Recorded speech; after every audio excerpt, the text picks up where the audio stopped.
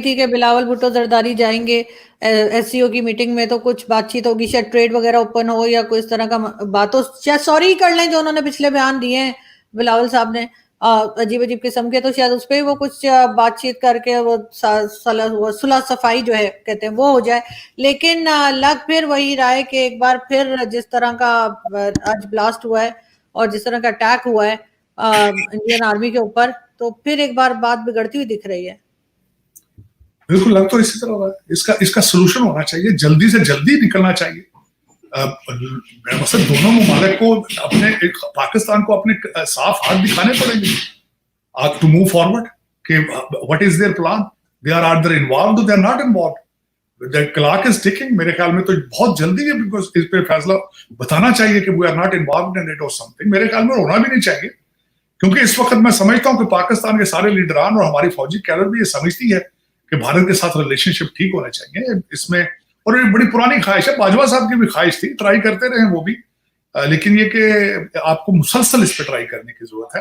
آپ کو سب سے زیادہ فیکٹر اس وقت ان دو ریلیشن شپس میں دونوں ممالک میں ٹرسٹ فیکٹر ہے، ایک دوسرے پہ اعتماد کا فیکٹر ہے، کیونکہ ماضی کے اندر اس طرح کئی دفعہ ایک سٹیپ آپ آگے گئے ہیں، 2 سٹیپ واپس آئے ہیں. تو آپ کو ان چیزوں کو کنٹرول کرنا پڑے گا، آپ کو دیکھنا پڑے گا اور سالڈ سٹیپ لینے پڑیں گے، سالڈ سٹیپس آپ کو دکھانا پڑے گا. نہ صرف یہ کہ بھارت کو، پوری دنیا کو دکھانا پڑے گا. میں ہمیشہ یہ کہتا ہوں، یہ جو آپ کے اوپر سب سے بڑا بلیم ہے دہشت گردی کا، آپ کو جلدی سے جلدی کوشش کر کے اس سے جان چھڑانی پڑے گی، ورنہ جہاں دہشت گردی اور جس طرح کے حملے اور یہ ساری چیزیں ہوں، وہاں اکانومی ٹھیک ہونے کے کوئی چانسز نہیں ہوتے، وہاں انویسٹمنٹ نہیں آتی، وہاں تو فلائٹیں بند ہو جاتی ہیں. بھائی انویسٹمنٹ کیا نہیں. آپریشن تو لانچ کر رہے ہیں یہ اس سائٹ پر افغانستان بارڈر پہ اور ٹی ٹی پی کے اوپر، کیا کامیابی ہوگی؟ جلدی کرنا چاہیے. دیکھیں لوگ تو خیر اس پہ ان کے آپریشن کو بھی بلیم کرتے تھے کہ شاید یہ الیکشنوں سے بھاگنے کا ایک طریقہ کار ہے، لیکن میرے خیال میں سالڈ چیزیں ہیں. پچھلے دور کے اندر جو طالبان کو جو جس طریقے سے ان کو گرین سگنل اور ان سے جس طرح ان کے ساتھ نیگوشیٹ کیا جاتا تھا، ان کو ٹائم دیا گیا کہ وہ پاکستان میں گھس سکیں، اپنے اڈے بنا سکیں، میرے خیال میں اس کی ضرورت ہے ایک اسٹرانگ آپریشن کی. اور میرے خیال میں حافظ صاحب جو ہمارے نئے ملٹری چیف ہیں، ویری پروفیشنل سولجر اور سیریس اباؤٹ دا ٹیررزم. مجھے جو تھوڑا سا گلا یہ آتا ہے کہ ان کو چاہیے پاکستان کے انٹرنل ایشو کے اوپر بھی توجہ دیں. یہ جو پولیٹیکل انسٹیبلٹی ہے، یہ ساری جو سیاسی جماعتیں ہیں، یہ سارے سیاسی لیڈر جو ہیں، یہ سارے اسٹیبلشمنٹ کی پیداوار ہیں. ان کو عادت بن چکی ہے کہ اسٹیبلشمنٹ کے رول کے بغیر یہ اکٹھے نہیں بیٹھ سکتے اور یہ کہیں چل بھی نہیں سکتے، یہ ان کو ہانک کر لانا پڑتا ہے. تو ان کو اکٹھا کریں، ان کو کہیں کہ قومی مفاد کے لیے اکٹھے ہوں اور ملک کے لیے کوئی معاشی پالیسی بنائیں. یہ سیاستدان بھی اور اسٹیبلشمنٹ اور بیوروکریسی مل کے، کیونکہ آپ کو اکنامکس کی ضرورت ہے، آپ کو ایکسپورٹ کی ضرورت ہے. اس وقت آپ ایکسپورٹ کچھ بھی نہیں کر رہے ہیں، زیرو ایکسپورٹ ہے اس وقت. صرف آپ اپنے بچے ایکسپورٹ کر رہے ہیں لندن میں اور امریکہ اور کینیڈا میں. تو بچوں کو ایکسپورٹ کرنے کی بجائے پروڈکٹ ایکسپورٹ کریں. اس وقت آپ لیبر ایکسپورٹ، وہ بھی لوگ بھاگ کے جا رہے ہیں. ہمارے بیوروکریسی کے بچے تو وہاں آتے ہیں یا گرین کارڈ لینے پڑھنے آتے ہیں، دوسرے بچے جو ہمارے علاقوں سے آتے ہیں وہ تو بیچارے ذلیل و خوار ہو کے پیدل چل کے پہنچتے ہیں، مزدوریاں کر کے پھر ڈالر بھیجتے ہیں، پاکستان میں پاؤنڈ بھیجتے ہیں، وہ ویسے کے ویسے ہی لوٹ کے واپس ان بیوروکریسی کے بچوں کے پاس آ جاتے ہیں. ایک گورکھ دھندا بنا رکھا ہے اپنے پاکستان کو. اب خدا رہا تھوڑا سیریس ہوں اس کے لیے، ورنہ آپ آلموسٹ ختم ہونے کے برابر، ختم ہونے کے قریب پہنچ چکے ہیں. سر مصدق ملک صاحب کہہ رہے ہیں کہ جی ایگریمنٹ ہو گیا ہے رشیا کے ساتھ آئل کے لیے اور فرسٹ شپمنٹ جو مئی میں پہنچ جائے گی. کیا یہ کس طرح سے ریفائنریز تو ہے نہیں، کیسے کریں گے یہ اس کو؟ اس میں یہ ہے کہ میں پاکستان کے ان لوگوں کے بیانیے پہ اب یقین نہیں ہے. اب تو بھائی ہم ان کا شپ دیکھیں گے تو اس پہ کامنٹ دیں گے، ورنہ یہ وعدے اور بیانات یہ تو 76 سال سے میرا مت چل رہا ہے. اب وہ ان کے مجھے تو اس پہ کوئی یقین نہیں ہے کہ کب آنی ہے کب جانی ہے. پھر بھی پٹرول خریدیں گے کس چیز سے؟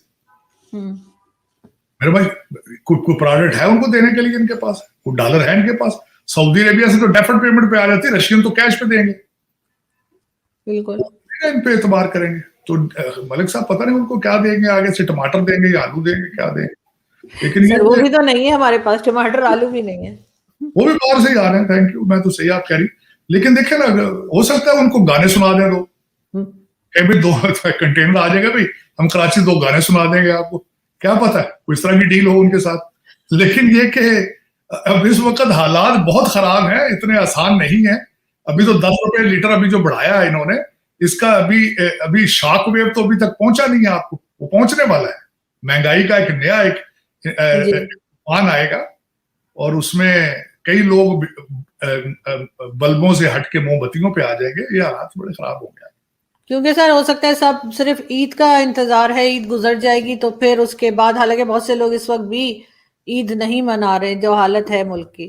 اور عید آپ نے کیا منانی ہے آرزو, عید تو ہوتی ہے خوشیوں کا, لیکن یہ کہ جو لوٹ مار اس مہینے میں کی ہے آپ کے دکاندار بھائیوں نے, ذخیرہ اندوزی کر کے لوگوں نے, اور کچھ اس وقت عید تو وہ منائیں گے جو بیوروکریسی منائے گی, کیونکہ کرپشن کے ریٹ انہوں نے انفلیشن کے ساتھ ڈبل کر دی ہیں.